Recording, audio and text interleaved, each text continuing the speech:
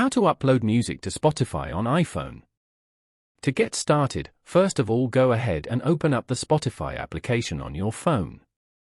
Once you're in the app, tap on your profile icon in the top left corner and select Settings and Privacy from the menu. Here, you can manage your account, data saving, playback, and privacy settings. Scroll down to find and tap on Apps and Devices. On this page, scroll down to the Other Devices section. Make sure the toggle switch for local audio files is turned on. This setting lets you add tracks from this device to your library. Next, go back to your home screen and open the Files app. Navigate to On My iPhone and locate the audio file you wish to play.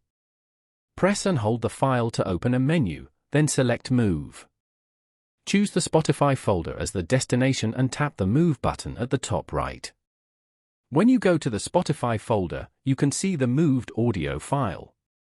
Now, return to the Spotify app. Tap on your library at the bottom of the screen.